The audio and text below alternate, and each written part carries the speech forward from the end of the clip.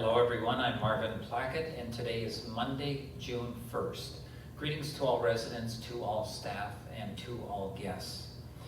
You know, it was just 1 week ago today that the whole world witnessed the excruciating death of George Floyd, and how the world has changed in those 7 days.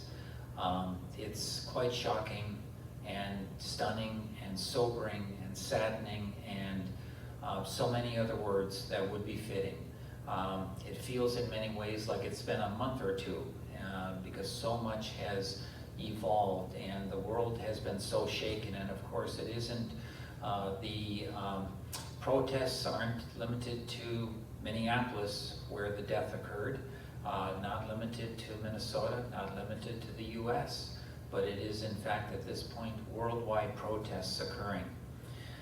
Dr. Martin Luther King had so many marvelous speeches and so many sayings that stand the test of time, and here is one more.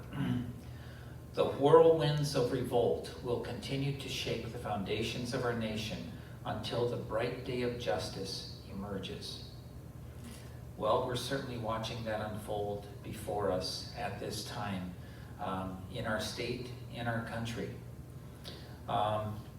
You may have seen a letter that the CEO of Target, of course Target is headquartered right here in Minnesota, in the Twin Cities, in Minneapolis. The CEO, Brian Cornell, this is the opening to a letter that he wrote to the community. It's a note from Brian Cornell to our teams and communities in the Twin Cities and beyond. We are a community in pain. That pain is not unique to the Twin Cities. It extends across America. The murder of George Floyd has unleashed the pent-up pain of years, as have the killings of Ahmaud Arbery and Breonna Taylor. We say their names and hold a too long list of others in our hearts. And then he goes on and explains more to all the Target team, staff team, and to the community. Profound times. Earth-shaking times that we continue to be in. So I mentioned, I believe it would have been on Friday, that we had evacuated the residents from King's Crossing to a hotel in Woodbury. They returned happily yesterday morning. And while they were very glad to be back to their homes, they were also very grateful that for 3 days they were kept in a safe place. They felt safe, they were well cared for, and so all went very smoothly. So I wanted to let everybody know of that. Our properties at all 3 sites, they were not touched. So we are delighted about that. No damage was done at all 3 sites. However, at King's Crossing, which is part of the Frogtown Square development at Dayton University, the commercial, the retail space underneath King's Crossing apartments, 2 of those retail shops were damaged. And that occurred on Thursday evening. But after that damage on Thursday evening, no additional damage was done. You all watch the news, so we all know that for the last 3 nights, there has been virtually calm. Calm would be the word throughout St. Paul. Certainly it's not entirely calm, but the activity, the rioting that continued in Minneapolis for the last 3 nights, that has not been continuing in St. Paul. So we're very pleased about that. And that, of course, is what allowed us to make the decision to bring the residents back from the hotel in Woodbury back to their homes in King's Crossing. We certainly would not have done that if we felt that it wasn't safe to return them back to their homes. But certainly glad that things have calmed down in St. Paul and in our neighborhoods, and that none of our properties at Episcopal Homes have received any damage at all. We remain whole. The National Guard, of course, continues to be in town, and you, just like me, I'm paying attention to the news to see how things evolve and change. As I mentioned to you last week, you can count on us leaders at Episcopal Homes. That's all the way from the Board of Trustees all the way down. You can count on us. We are going to be here. I am going to be here. You can count on us to focus on the facts and not the fears. We're going to stay calm. We're going to stay strong. We're going to stay focused on your safety, your security, your health. That's our focus every single day, today, tomorrow, and that continues on into the future. Count on that. I'm going to reread something that I read to you on Friday because it's so important to remember where we come from, what our values are. Episcopal Homes was founded 126 years ago in response to some members of our society being cast aside to die without dignity or caring. Our values have not changed. King's Crossing is named in honor of civil rights hero Dr. Martin Luther King. Cardi Heights is similarly named in honor of local civil rights champion Father Denzel Cardi, who is also incidentally a person of color. We strongly support justice for all, dignity for all, not just for the majority, but for all. Those are our values.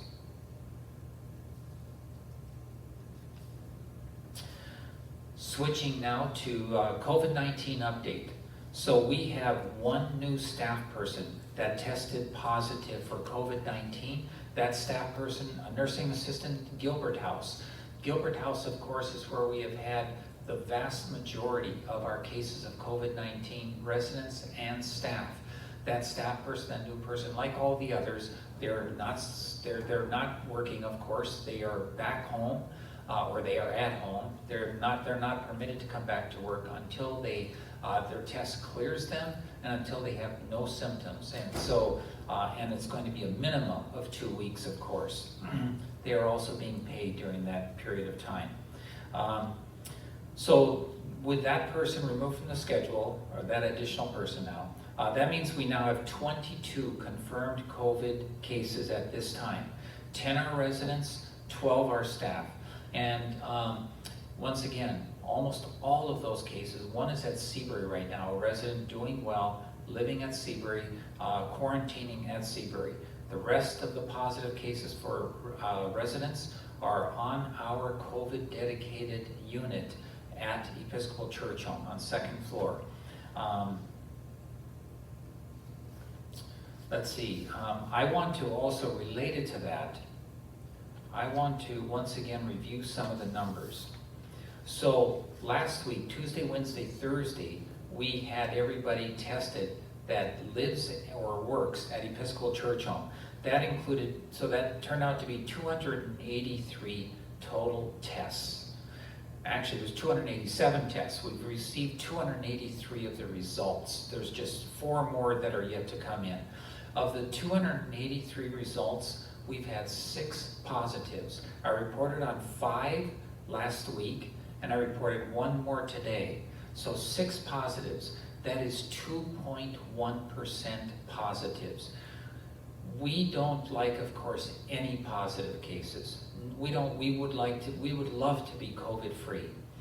However, in the context of congregate living, which is what we have here at Episcopal Homes, especially with 2 nursing homes, to have, and these tests were all done at our one nursing home, at Episcopal Church Home, where it's congregate living, but we have the household model and all private rooms.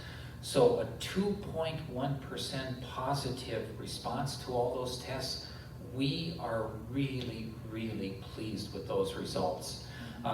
They could have been so much worse, and as you know, in a number of nursing homes and assisted living in the Twin Cities area in particular, the positive cases were far greater than this. So we are really pleased with 2.1% positive confirmations for COVID-19 during the testing that occurred last week. We will continue to keep you posted. The results that this tells us that these results, let me rephrase this.